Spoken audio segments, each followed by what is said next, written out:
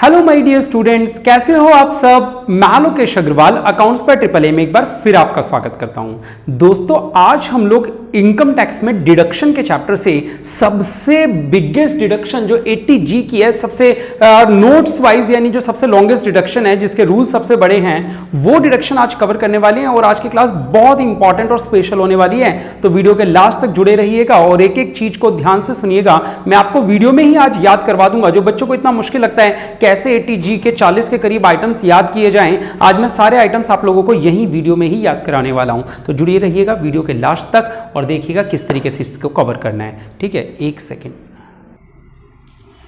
हाँ बेटा, तो शुरू करते हैं हम लोग डिडक्शन अंडर सेक्शन 80G। ये डिडक्शन किस चीज के लिए होती है बेटा? डोनेशन देने के लिए। यानी सरकार कहती है कि आप अपना दिल बड़ा करके दिखाओ, हमारा भी दिल बड़ा है। यानी आप एक बार जेब से पैसा निकाल के तो दो किसी को डोनेशन में, हम आपको इनकम टैक्स में से छूट दे देंगे। आपने कहा ये तो बहुत अच्छी बात है और अच्छी होनी भी चाहिए, क्योंकि जब हमारे पास पैसा आया और हमने किसी और सेवा में वो पैसा लगा दिया तो यानी हमारी इनकम कम हो गई एक तरीके से। मैंने 2 लाख रुपए कमाए, जिसमें से 20,000 रुपए डोनेशन दे दिए, यानी मेरी इस साल कमाई रियल में जो मेरे काम आई वो तो 180 थी ना, तो यानी 20,000 की डिडक्शन मिलनी चाहिए। सरकार ने कहा ठीक है, बहुत अच्छी बात है, देश में ऐसा लोगों के अंदर भाव होना चाहिए कि वो डोनेट करें। डोनेशन का भाव बेटा होना बहुत जरूरी है। ठीक है, हम लोग मंदिरों में जाके बेशक 10 रुपए 20 रुपए 100 रुपए का चढ़ावा दे आते हैं, लेकिन जब डोनेशन देने की बारी आती है कहीं पे तो डोनेट नहीं किया जाता। अभी जैसे देश के अंदर वो पड़ा था, अभी क्या था अपना, वो यही जो था अभी कोरोना वाले टाइम पे पीएम केयर्स फंड, तो कितने लोगों ने डोनेट किया? बहुत, मतलब किया, करोड़ों लोगों ने किया, लेकिन करोड़ों ने नहीं भी किया, है ना। तो डोनेट करने की बारी आती है तब लोग डोनेट नहीं करते हैं। मंदिर में 100 रुपए चढ़ावा दे देंगे जो काम नहीं आ रहा है, या खैर ऐसा बोलना नहीं चाहिए लाइव में। आओ, डोनेशन की बात चल रही है, तो डोनेशन में सरकार ने आपको छूट दी। कैसे कैसे छूट दी? सरकार ने 2 तरीके से दिया। कुछ तो कहा कि विदाउट क्वालिफाइंग अमाउंट। क्या चीज होती है क्वालिफाइंग अमाउंट? बाद में बताऊंगा। यहां पे फिलहाल मुद्दा ये समझ लो कि यानी जहां पे कोई लिमिट नहीं है, आप जितना डोनेशन दोगे बेटा, जितना, उतने पूरे की छूट मिल जाएगी। आपने अगर 1.5 करोड़ का डोनेशन दिया तो 1.5 करोड़ की छूट मिल जाएगी आपको, कोई दिक्कत नहीं है। ठीक है, दूसरा है क्वालिफाइंग अमाउंट। यहां पे छूट लेने के लिए एक लिमिट रखी गई, 10% ऑफ एजीटीआई। एजीटीआई को थोड़ी देर के लिए जीटीआई पढ़ लेते हैं, थोड़ी देर के लिए। यानी आपकी जो पूरे साल की ग्रॉस टोटल इनकम है उसके 10% तक की छूट मिलती है, उससे ज्यादा नहीं मिलती। लेकिन कुछ ऐसी जगह दी गई जहां पे आप जितना भी डोनेशन दोगे पूरी छूट आपको मिल जाएगी। यानी विदाउट क्वालिफाइंग लिमिट और with qualifying limit. Qualifying limit कैसे कैलकुलेट करते हैं लास्ट में वीडियो में बताएंगे। फिलहाल बात करते हैं ये 4 कैटेगरीज कौन सी हैं, A B C D। Without qualifying में 100% डिडक्शन, यानी जितने की रसीद कटवाई आपने डोनेशन चैरिटी देते समय पूरी की छूट। और विदाउट क्वालिफाइंग में 50%, यानी कि जितने की रसीद कटाई उसकी आधी छूट। अगर आपने 5,000 का डोनेशन दिया तो 2,500 की छूट। आ रही है बात समझ में? इसी तरह विद क्वालिफाइंग लिमिट वाले में, जिसमें लिमिट लगा रखे उसमें भी 2 है, 100% और 50%। 100% वाले में जितने की रसीद कराई उतनी छूट मिलेगी, लेकिन एक लिमिट लगा के। ठीक है, और 50% वाले में जितने की रसीद कटाई उसका आधे छूट मिलेगी, लेकिन लिमिट लगा के उसका 10% नहीं और लिखा है, और यानी लिमिट लगानी है 10% की, बाद में बात करेंगे। हाँ, तो पहली बात तो विदाउट लिमिट वाली और विद लिमिट वाली दोनों में 100 और 50 है। ये A B C D इस तरीके से याद रखनी है। ठीक है, चलो सबसे पहले मैं बात कर लेता हूं बेटा, जो सबसे लंबी कैटेगरी है, इसमें 23 तरह के फंड्स बताए गए हैं। 23 काइंड ऑफ फंड्स है जहां आप डोनेट कर सकते हो। नेक्स्ट ईयर वाले बच्चे जब पढ़ेंगे तो वहां पे उनको पीएम केयर्स फंड भी यहां पढ़ने को मिलेगा। ठीक है, उनके लिए 24 हो जाएंगे जब नेक्स्ट ईयर वाले बच्चे पढ़ेंगे तो।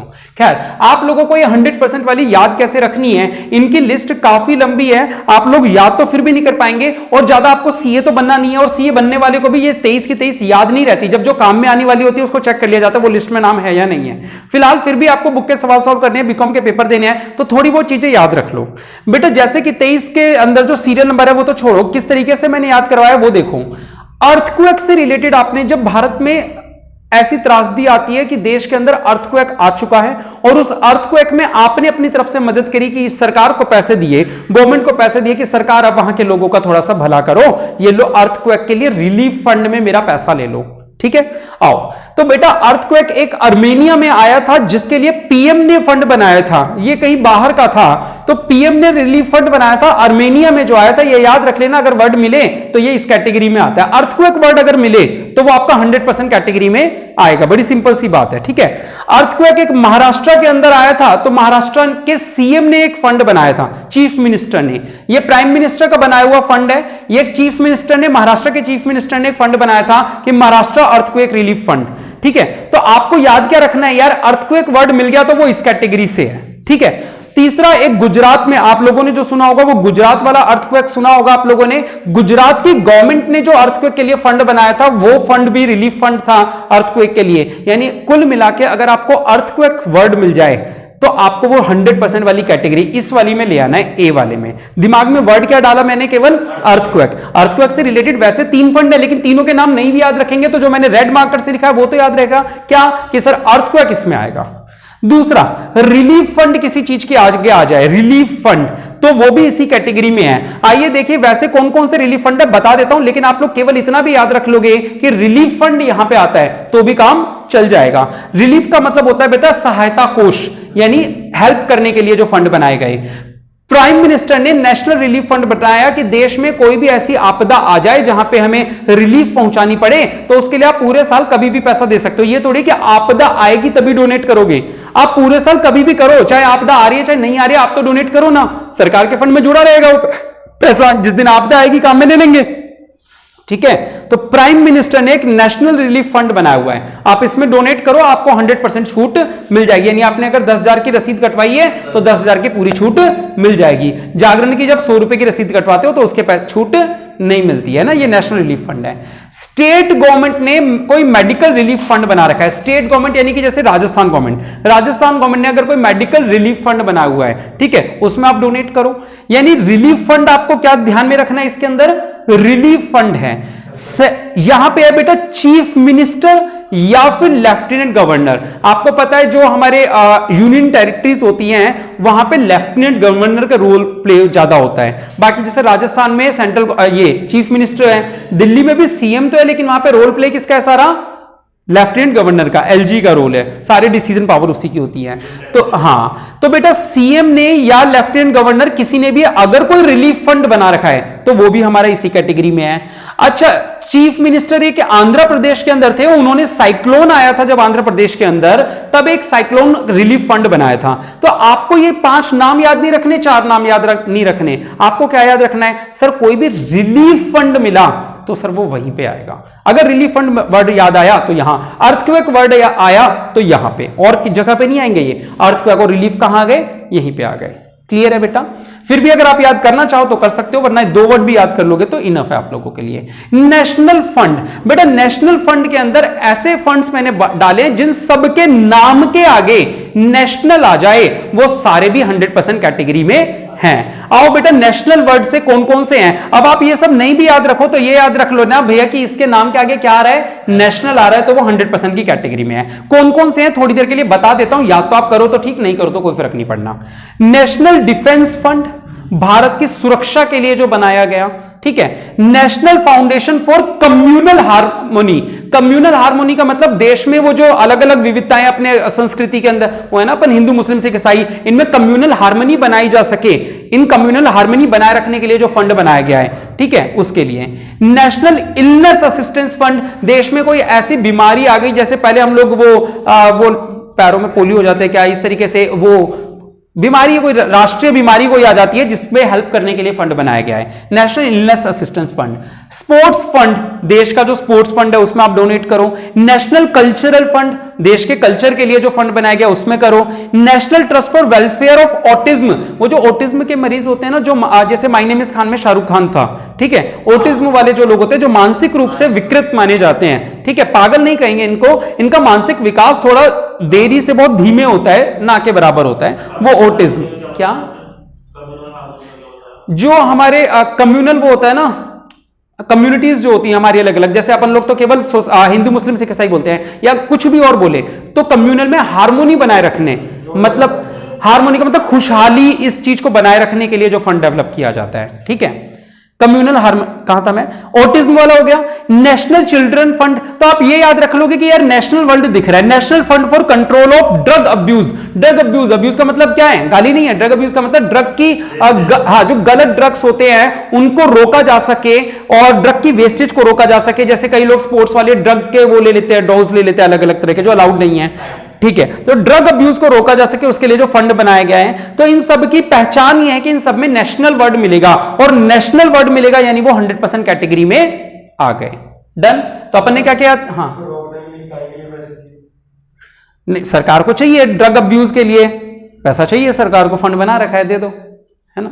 आओ अब इसके अलावा ऐसे हैं जिनकी कोई कॉमन पहचान नहीं है, जैसे अर्थक्वेक एक कॉमन पहचान हो गई, रिलीफ फंड एक कॉमन पहचान हो गई, नेशनल वर्ड एक कॉमन पहचान हो गई इन सबके लिए। अब इसके अलावा 5-7 नाम और हैं जो आपको याद करने होंगे, ये नाम आपको याद करने और हो भी जाएंगे, दिक्कत नहीं है। सबसे पहला बेटा, आप किसी अप्रूव्ड यूनिवर्सिटी या किसी इंस्टीट्यूशन को पैसा देते हो, इंस्टीट्यूशन वर्ड भी है लेकिन वो ऐसा होना चाहिए जिसे सरकार ने नेशनल एमिनेंस माना हो। आपने IIT IIM को अगर कोई पैसा डोनेट किया है, ये देश के एमिनेंस यानी कि देश की भलाई नहीं, अब एमिनेंस मतलब होता है पहचान, कोई विश्वसनीय, हाँ प्रसिद्ध जो होते हैं ना, विश्वसनीय, उनको अगर आप डोनेट करते हो तो ये आप राजस्थान यूनिवर्सिटी को आप बोलना। आओ आगे बात करते हैं जिला साक्षरता समिति। जिला साक्षरता, तो ये वर्ड आपको क्या याद आएगा, देश चाहता है कि देश में साक्षरता बढ़े, वो लिटरेसी बढ़े, तो साक्षरता के लिए जो जिला साक्षरता समिति है ZSS। नेशनल ब्लड काउंसिल या स्टेट ब्लड काउंसिल जो होती है, स्टेट का मतलब चाहे राजस्थान की है, गुजरात की है, कोई भी स्टेट की है, या नेशनल ब्लड, तो ये ब्लड वर्ड याद रहेगा आपको, ठीक है, रेड ब्लड। आर्मी या नेवल या एयरफोर्स ने, तीनों ने अपने एक अलग फंड बनाए हुए हैं। अगर आप चाहते हो कि मेरे डैडी आर्मी में है, उन्होंने अपनी लाइफ आर्मी में गुजारी, चलो हम आर्मी को कोई फंड देते हैं डोनेट में, तो आप आर्मी को डोनेट कर सकते हो, आप नेवल को, या आपके घर पे कोई नहीं भी है तो भी डोनेट तो कर ही सकते हो डायरेक्ट, या तो आप नेशनल डिफेंस फंड में दे दो, ठीक है, या आप आर्मी को ही देना चाहते हो तो आर्मी के फंड में दे दो, नेवल को देना चाहते हो नेवल और एयरफोर्स को देना चाहते हो तो एयरफोर्स। तो ये याद रह जाएगा इजीली, ठीक है, इजीली याद रहेगी ये बात। हाँ बोलो। क्वेश्चन में इन सब से हटके थोड़ी कुछ आया? बिल्कुल भी नहीं, ये सारे पॉइंट कवर्ड हैं अपने, और बाकी जो होंगे वो सारे यहाँ पे है। कह रहा ये बात भी सही है, कह रहा 3 याद कर लेता हूँ, बाकी कोई भी डोनेशन आएगा तो वो यही आएगा। अच्छी बात है, मैंने तो 12 साल में सीखी नहीं है बात, तो बिल्कुल सही है। कह रहे याद यही रख लो ना सर। परफेक्ट बोल रहे हो, बिल्कुल सही। आओ आर्मी नेवल वाला हो गया। टेक्नोलॉजिकल डेवलपमेंट के लिए अगर आपने कोई फंड था उसमें डोनेट किया है, तो एक स्वच्छ भारत अभियान जो नया चालू हुआ था मोदी सरकार आने के बाद, तब से पॉइंट आ गया था, जैसे इस साल से PM केयर्स आने वाला है, और नया पॉइंट स्वच्छ भारत। क्लीन गंगा, आप डोनेट करो बेटा, आपका पैसा कहां जाने वाला है, गंगा में जाएगा, कहां जाएगा वो आपको नहीं पता, लेकिन डूबे बराबर है। क्लीन गंगा, ठीक है, इसके लिए डोनेट करो। और एक फंड है अफ्रीका फंड करके है, अगर ऐसा वर्ड मिल जाए तो याद रख लेना, याद तो कर देना, अफ्रीका फंड है ना, हाँ ठीक है, याद हो गया आप लोगों को, हो जाएंगे, दिक्कत नहीं है कि जिस तरीके से हमने इनको ऑर्गेनाइज किया है आप लोगों को याद कर सकते हो। आप लोग नीचे के नामों को जरा याद रख लेना, अप्रूव्ड यूनिवर्सिटी में सबको, हाँ बिल्कुल सही। अब हम बात करते हैं कुछ ऐसे डोनेशन जो कांग्रेस सरकार अपने टाइम पे लेके, हर कोई अपने टाइम पे फंड ले आता है, कुछ जैसे मोदी सरकार ने स्वच्छ भारत लगा दिया, क्लीन गंगा लगा दिया, PM केयर्स लगा दिया, तो इससे पहले कांग्रेस सरकार थी, तो कांग्रेस सरकार ने देखना कितने मजे से अपने अपने फंड बनाए नए नए, है ना। फंड्स को नाम क्या दिया, यादगार नाम दिए गए। कहते हैं हमारे देश में पहले प्रधानमंत्री का नाम क्या था, पक्का राजेंद्र प्रसाद था। राष्ट्रपति कौन था फिर राष्ट्रपति कौन था, पहला प्राइम मिनिस्टर कौन था, प्राइम मिनिस्टर ही बोल रहा हूं, हाँ तो प्राइम मिनिस्टर ही होता है, चलो ठीक है। तो हाँ, तो उन्होंने कहा सर जवाहरलाल नेहरू जी देश के पहले प्रधानमंत्री, इतने बड़े इंसान, उनकी याद में मेमोरियल फंड बना देते हैं। मेमोरियल फंड, याद में बनाया गया फंड है ना, prime Jawaharlal Nehru memorial fund. तो अब काम कुछ भी ले लें वो लोग काम में इसको मैंने वो खुद के घर के खाने के लिए काम में नहीं लेंगे, आओ समाज सेवा के काम आएगा। 50% डोनेशन, यानी आपने अगर 10,000 का चेक कटवाया है तो 5,000 की छूट मिल जाएगी, स्ट्रेट फॉरवर्ड है ना। फिर उन्होंने कहा यार उसके बाद देश में एक बहुत बड़ी प्रधानमंत्री आई थी उसी फैमिली से, इंदिरा गांधी जी, है ना, है फर्स्ट लेडी, तो कह रहे इनका भी मेमोरियल ट्रस्ट होना चाहिए।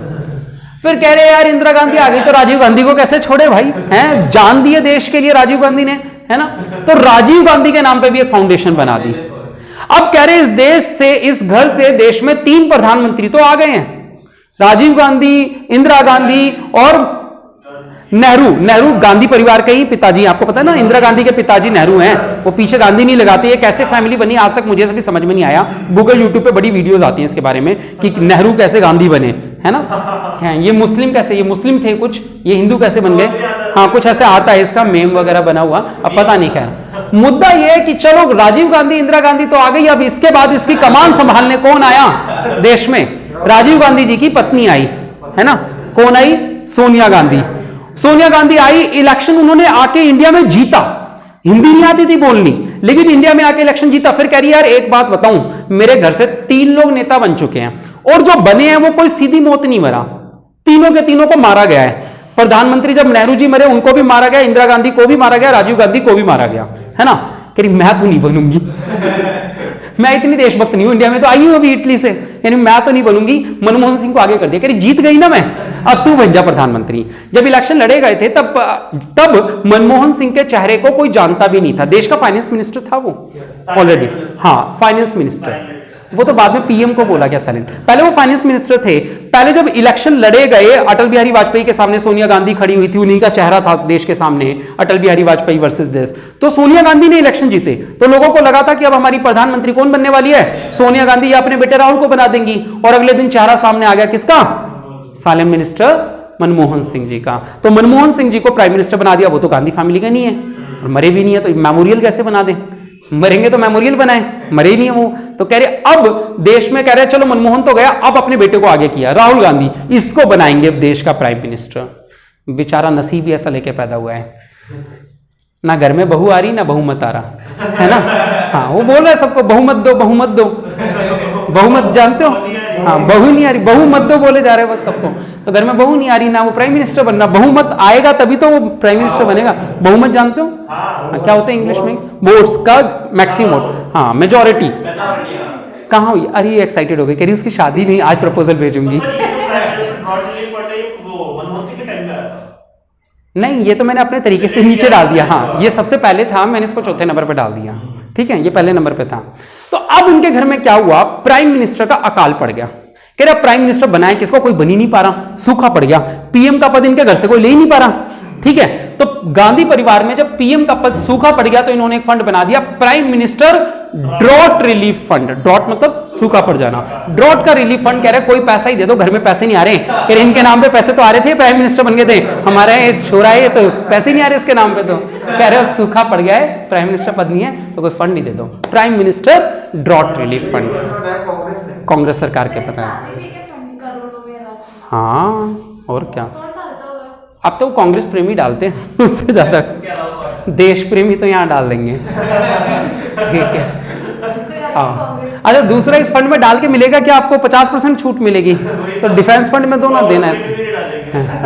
हाँ जवाहरलाल नेहरू, इंदिरा गांधी और राजीव गांधी और फिर पीएम ड्रॉट रिलीफ फंड, इनमें देने से कितना परसेंट छूट मिलती है? 50%। कितना आसान था ये याद करना, बिल्कुल सही। अब हम बात करते हैं ऐसी जगह जहां पे क्वालिफाइंग लिमिट, यानी एक लिमिट लगाई गई कि आपकी जो एजीटीआई है, जो ग्रॉस टोटल इनकम है, थोड़ी देर के लिए ये बोल देते हैं, उसके 10% से ज्यादा छूट नहीं ले पाओगे, ठीक है। आपकी 100% डोनेशन की रसीद रख ली जाएगी, डोनेशन की रसीद को कंपेयर किया जाएगा आपकी 10% एजीटीआई से, और दोनों में से जो भी कम होगा ना उतनी छूट मिलेगी आपको, ठीक है।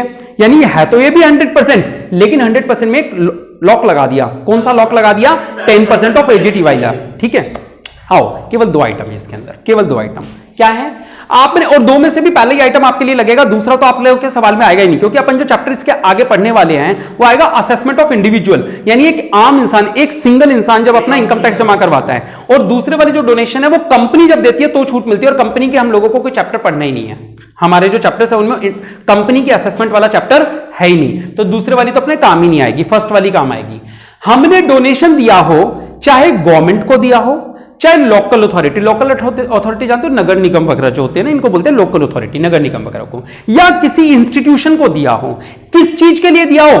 For promoting family planning programme, जो देश में इस बात को बड़ा चढ़ा के ये बताना चाहे कि फैमिली प्लानिंग करो, हम दो हमारे दो, हम दो हमारे दो का जो प्रचार प्रसार करता हो, ठीक है। क्या हाँ, है ना, फैमिली प्लानिंग प्रोग्राम के जो प्रचार प्रसार करते हो उन्हें अगर हमने कोई डोनेशन दिया है तो वो इस कैटेगरी में आता है। तो इस 100% वाले में केवल एक ही नाम याद रखना है, क्या, कि आपने डोनेशन दिया है, किसको दिया है, चाहे सेंट्रल गवर्नमेंट को दिया हो, चाहे लोकल अथॉरिटी को दिया हो, चाहे किसी इंस्टीट्यूशन को दिया हो, जिसका काम क्या हो, प्रमोट करना। किस चीज को प्रमोट करना, प्रमोट करना जानते हो,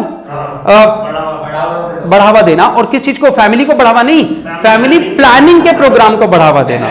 ठीक है, क्लियर है, चलो आओ, ये याद हो गया, कितना आसान है, याद हो गया। सुमित की बात अच्छी लगी वैसे मुझे, 3 याद कर लो, चौथा तो बचा हुआ है। चलो 50% की लिमिट, यानी यहां तो दिया गया भी बेकार सही है, फिर भी चलो मान लो, पहले तो आपसे रसीद मांगी जाएगी, रसीद का आधा कर दिया जाएगा, अब इस आधे को भी लॉक लगाया जाएगा, कह रहे ये 10% ऑफ एजीटीआई से ज्यादा नहीं हो सकता। ठीक है, आओ कौन कौन से हैं इसमें, होने को तो 4-5 पॉइंट है, मैंने यहीं पे कवर कर दिया, वो जो पॉइंट है 5-6 जो पॉइंट्स हैं। आपने किसी चैरिटेबल इंस्टीट्यूशन को पैसा दिया हो, यानी किसी वो संस्था होती है ना चैरिटेबल इंस्टीट्यूशन, जैसे अपने चांदपोल के पास में वो है बच्चों का एक वो है अनाथ आश्रम है ना, पता होगा आप लोगों को। इस तरीके से किसी चैरिटेबल इंस्टीट्यूशन को आपने पैसा दिया हो तो आप AAA को रसीद दे सकते हो, है ना। आओ, किसी चैरिटेबल इंस्टीट्यूशन को पैसा दिया हो आपने और डोनेट किया हो तो आप लोगों को डिडक्शन मिलेगी कितनी परसेंट, 50%। यानी अगर आप उनको डोनेट करके आओगे, वो जो मैं बता रहा हूं आपको क्या, कौन से बच्चों की जो होती है, क्या बोल रहा था, आश्रम, अनाथ आश्रम, तो आपको कितनी छूट मिलेगी बेटा, 50% छूट मिल जाएगी। जितना आप लोगों को डोनेट करोगे उसका 50%, लेकिन एक लिमिट लगा के। ठीक है, अच्छा, 1-2 बातें इसमें कही गई, कह रही है जो चैरिटी कर रहे हो आप सेल्फ में करी होगी अगर आपने, तो अलाउड नहीं है। यानी आप कहो सर एक काम करता हूं मैं, अनाथ बच्चों को खुद ही जाके, है ना, कुछ मोहल्ले में सर हमारे क्या पास में है ना वो टेंट लगा के वो लोग रहते हैं गरीब लोग, सर मैं वहां जाके कभी दाल रोटी बांट आता हूं, कभी कुछ बांट आता हूं, बिस्किट के पैकेट कराता हूं, तो क्या ये इसकी छूट मुझे मिलेगी? नहीं। आपको चैरिटेबल इंस्टीट्यूशन की छूट तभी मिलेगी जब सामने वाला चैरिटेबल इंस्टीट्यूशन को पैसा दिया हो जो कि रजिस्टर्ड भी हो इनकम टैक्स के अंदर, और उसने आपको एक रसीद बना के दी हो जिसमें साफ साफ लिखा हो कि ये डिडक्शन मिल सकती है 80G की। ठीक है, तो आपने खुद ने अगर कहीं चैरिटी कर दी तो वो नहीं मानी जाएगी कि सर मैं जाके ऐसे चैरिटी कराता हूं, मेरे तो बहुत ऐसा इंसान हूं, तो वो उसकी छूट नहीं मिलेगी, रसीद कटवाओगे तभी छूट मिलेगी। ठीक है, अच्छा, चैरिटी बाय सेल्फ जो है वो नॉट अलाउड है, यानी आपने खुद ने चैरिटी कुछ कर दी तो वो अलाउड नहीं है। आप उस चैरिटेबल इंस्टीट्यूशन को पैसा दो, वो चैरिटी करेगी, वो अलाउड है। ठीक है, अच्छा, जैसे मान लो आपको उन बच्चों के लिए कपड़े, अच्छा आगे देखो, इंस्टीट्यूशन शुड नॉट बी लगाना था, should not be for a particular caste. ठीक है, ये जो इंस्टीट्यूशन है ये किसी एक कास्ट के लिए नहीं होना चाहिए। अग्रवाल महिला उत्थान संस्था, अग्रवाल महिला उत्थान संस्था, हम लोग क्या करते हैं बेटा, यहां पे अग्रवाल अकाउंट्स अकेडमी के अंदर केवल अग्रवाल लड़कियों के उत्थान के लिए उनको पढ़ाया जाता है फ्री में। जैसे अपने यहां पे राजपूत करके, राजपूताना विकास परिषद, RVP, हाँ RVP करके अपने पड़ोस में हुआ करता था पहले मंगलम मॉल में, अब बैनम स्कूल की तरफ उधर चले गया कहीं पे। ये क्या करते हैं, केवल राजपूत बच्चों को फ्री में कोचिंग देते हैं, ये SSC IAS वगैरह की बिल्कुल फ्री में, एक पैसा भी नहीं लेते। ठीक है, और बढ़िया वाली कोचिंग, महेश्वरी के नाम से महेश्वरी के लिए फंड है, तो ये वाले अलाउड नहीं है। ठीक है, जो पर्टिकुलरली कास्ट के लिए हो, अगर आपने उनको डोनेट किया है तो ये अलाउड नहीं होगा। लेकिन अगर आपने किसी ऐसे फंड के लिए दिया है जिनका काम क्या है, एससी, शेड्यूल काइड, शेड्यूल ट्राइब, SC ST या महिलाओं के या बच्चों के या जो माइनॉरिटीज होते हैं, ठीक है, जिनको माइनॉरिटीज माना जाता है इसमें, जैसे मुस्लिम वगैरह, इनके इन लोगों के अपलिफ्टमेंट के लिए अगर कोई संस्था काम करती है तो वहां पे ये अलाउड है। यानी अगर महिला उत्थान सेवा संस्थान है तो अलाउड है, अग्रवाल महिला सेवा संस्थान है उत्थान से तो ये अलाउड नहीं है, क्योंकि आप केवल अग्रवाल अपनी जाति के लिए, लड़कियों के लिए कर रहे हो। तो अगर आपका महिलाओं के लिए है तो ठीक है, अलाउड है, अग्रवाल महिलाओं के लिए तो अलाउड नहीं है। तो आप जिनको आपने डोनेशन दिया है उनका काम क्या होना चाहिए, किसी पर्टिकुलर कास्ट के लिए नहीं होना चाहिए। हां, शेड्यूल कास्ट या शेड्यूल ट्राइब के लिए अगर है, उनके अपलिफ्टमेंट के लिए अलाउड है, फीमेल या चिल्ड्रंस के अपलिफ्टमेंट के लिए तो अलाउड है, या माइनॉरिटीज के अपलिफ्टमेंट के लिए तो अलाउड है। इसके अलावा ऐसे चैरिटेबल इंस्टीट्यूशन को पैसा दिया हो जो कि किस चीज में काम कर रहा हो, एंगेज्ड हो इन प्रोवाइडिंग हाउसिंग एकोमोडेशन, रहने के लिए लोगों के लिए वो बना देता है, वो क्या बोलते हैं, रैन बसेरे टाइप ऐसे बना देते हैं, हाउसिंग अकोमोडेशन, रहने के लिए जगह वगैरह बनाती है ऐसी संस्थाएं जो है। ठीक है, जैसे आश्रम, अपने खाटू श्याम बाबा के वहां पे वो होते हैं समझ गए, रहने के लिए जगह बना देते हैं, हाउसिंग अकोमोडेशन, वो कलकत्ता वालों की धर्मशाला और ऐसे आपने सुने होंगे। ठीक है, तो ये वाली चीजें क्या है, प्रोवाइड इनको भी देते हो तो 50% मिल जाएगा।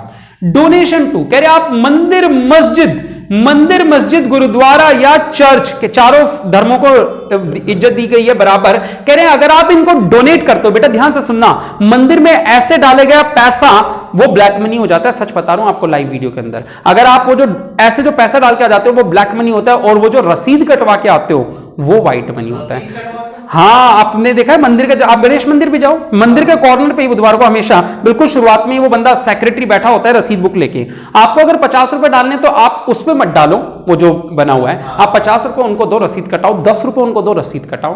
वो रसीद कटवाते ही वो पैसा व्हाइट हो जाता है, और जब आपने उसमें डाल दिया उसका वो क्या कर रहे हैं वो वही जाने, भगवान जाने, है ना। आओ तो डोनेशन दिया आपने टेंपल, मॉस्क, गुरुद्वारा, चर्च को, यानी कि रसीद आपके पास होनी चाहिए तभी आपको छूट मिलेगी। लेकिन ये डोनेशन किस चीज के लिए दिया हो, फॉर रिपेयर एंड रिनोवेशन के लिए दिया हो। ठीक है, रिपेयर करवाने के लिए, रिनोवेशन के लिए दिया हो, लेकिन ये भी नहीं कि सर मैं इस गणेश मंदिर में दिया क्या इसकी छूट मिलेगी।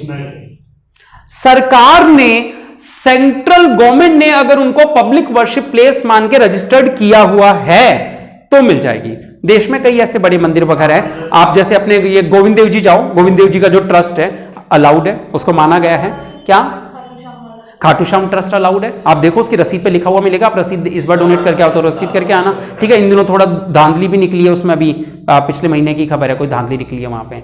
खैर वो भी ट्रस्ट अलाउड है बेटा, है ना। तो जिनको सरकार ने अलाउड किया, आप कहो सर मैं घर के बाहर एक मंदिर खोल देता हूं, फिर उसके नाम से पैसे ले लेता हूं लोगों से डोनेशन के, फिर उसको यूज कर लूंगा और लोगों को छूट मिल जाएगी। नहीं, सरकार से पहले आपको परमिशन लेनी पड़ेगी कि भाई ये पब्लिक वर्शिप प्लेस है, तो इसके लिए अगर कोई डोनेट करता है तो छूट मिल जाए। ठीक है, तो आप देखना कि जिन्हें आप रसीद दे रहे हो क्या उस रसीद पे लिखा हुआ है कि डिडक्शन अलाउड है अंडर सेक्शन 86।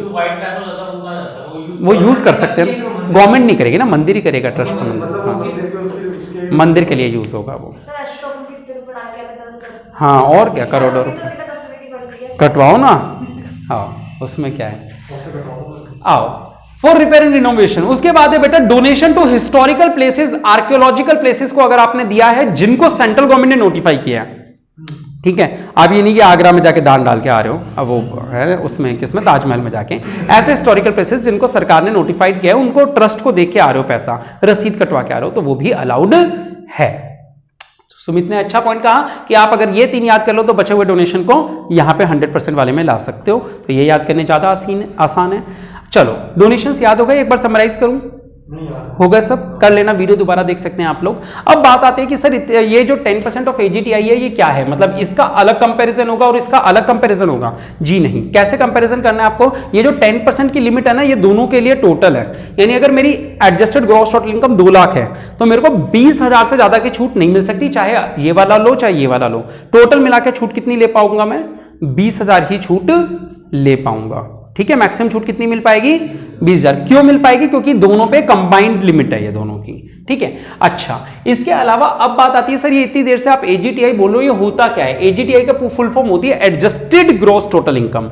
एडजस्टेड का मतलब इसमें कुछ एडजस्टमेंट करनी है। जब हम ग्रॉस टोटल इनकम जोड़ते हैं तो हम सारे हेड से सारी इनकम जोड़ देते हैं, पांचों हेड की पांचों इनकम, लेकिन यहां पे कुछ चीजें उसमें से माइनस करनी है। जो हमने ग्रॉस टोटल इनकम कैलकुलेट कर ली है वो ठीक है, अब एक वर्किंग नोट बनाना है जहां पे AGTI निकलेगा। कैसे, हम इस ग्रॉस टोटल इनकम में से वो लॉन्ग टर्म कैपिटल गेन वाला जो गेन था 112A वाला, याद है शेयर्स वाला जो था 3 साल से पुराने शेयर, वो 1 फरवरी 2018 से पहले वाले, हो 3 साल गलत बोल रहा था, याद आ रहा है, 1 फरवरी 2018 से पहले, तो वो जो LTCG था 112A वाले गेन था वो माइनस कर देना, STCG 111A वाला जो गेन था वो माइनस कर देना, और जितनी भी डिडक्शन थी इस सेक्शन को छोड़ के, कोई 80C की डिडक्शन मिल रही है, 80D की, DD की, DDB की, कोई भी डिडक्शन अगर उस बंदे को मिल रही है वो सारी माइनस कर देना, सारी छूट दे देना। बस कौन सी नहीं देना, 80G की ये वाली भी मत देना, कोई सी भी मत देना 80G की, कोई सी भी।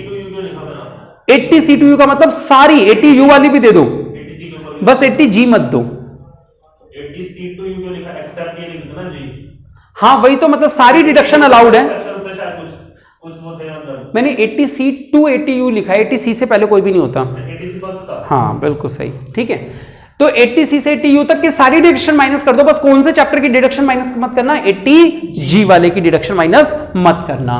फिर एक ये पॉइंट आपके काम नहीं आएगा, किसी सवाल में आएगा तो देख लेंगे, dividend and gain from GDR। GDR होता है ग्लोबल डिपॉजिटरी रिसिप्ट, अगर आपके काम आएगा तो देख लेंगे, वरना ये मानो मैंने लिखा ही नहीं है अभी है, ठीक है, तो 3 चीजें माइनस करनी है एजीटीआई निकालने के लिए। क्या क्या? एक लॉन्ग टर्म कैपिटल गेन 112 वाला, शॉर्ट टर्म कैपिटल गेन 111 वाला, और सारी डिडक्शन बस 80G वाली छोड़ के निकल जाएगा एजीटीआई। ठीक है, एक दो बातें और क्या है, कह रहे नो डिडक्शन को डोनेशन इन काइंड। कह रहे सर मैं उस संस्था को पैसे देके आने के बजाय मैंने सोचा पैसों का कहीं ये दुरुपयोग ना कर ले, मैं बिस्किट के पार्ले जी बिस्किट का पूरे कार्टून दे आया सर 2000 रुपए वाला, तो और उन्होंने 2000 के कोई रसीद तो बना के देंगे नहीं उसकी, तो मैं बांट आया, तो क्या उसकी छूट मिलेगी? नहीं।